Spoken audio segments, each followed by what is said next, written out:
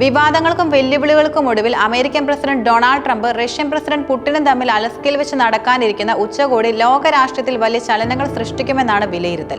Ukraine യുദ്ധം, tariff യുദ്ധം തുടങ്ങി നിരവധി വിഷയങ്ങളുടെ പശ്ചാത്തലത്തിൽ 4 വർഷത്തിനു ശേഷമാണ് ഇരു നേതാക്കളും നേരിട്ട് കൂടിക്കാഴ്ച നടത്തുന്നത്. 2021 ജനീവയിൽ നടന്ന അവസാന ഉച്ചകോടിക്ക് ശേഷം ലോകം വലിയ മാറ്റങ്ങൾക്ക് സാക്ഷ്യം വഹിച്ചിരുന്നു. ഈ കൂടിക്കാഴ്ച ഇരു നേതാക്കൾക്കും ഒരുപോലെ നിർണായകവുമാണ്. ട്രംപിന്റെ രാഷ്ട്രീയ താൽപര്യങ്ങൾക്ക് റഷ്യ വഴങ്ങാതിരിക്കാനും റഷ്യയെ വരുതിയിലാക്കാനും ട്രംപ് ശ്രമിക്കുന്നതും ഈ ഉച്ചകോടിയെ കൂടുതൽ പ്രാധാന്യമുള്ളതാക്കുന്നു. ആഗോള നയതന്ത്ര ബന്ധങ്ങളിൽ ഇത് എന്ത് മാറ്റം വരുത്തുമെന്ന ആകാംക്ഷയിലാണ് ലോകം. ഒരു കാലത്ത് റഷ്യൻ സാമ്രാജ്യത്തിന്റെ ഭാഗമായിരുന്ന അലസ്ക ഈ ഉച്ചകോടിക്ക് വേദിയാകുന്നതും യാദൃശ്ചികമല്ല.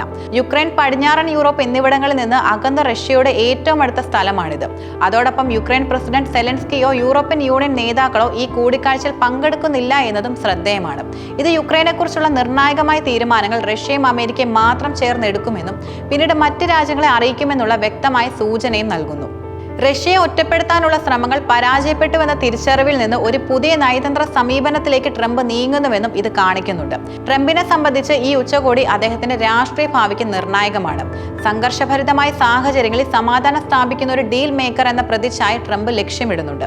ഈ കൂടിക്കാഴ്ച വിജയമായാൽ റഷ്യ യുക്രൈൻ സംഘർഷം പരിഹരിക്കാൻ സാധിക്കുമെന്നും അതുവഴി താൻ ഒരു മികച്ച നയതന്ത്രജ്ഞനാണെന്ന് ലോകത്തിന് മുന്നിൽ തെളിയിക്കാൻ സാധിക്കുമെന്നും ട്രംപ് കരുതുന്നു. ഇത് അദ്ദേഹത്തിന് വലിയ രാഷ്ട്രീയ നേട്ടങ്ങളും ഉണ്ടാക്കും.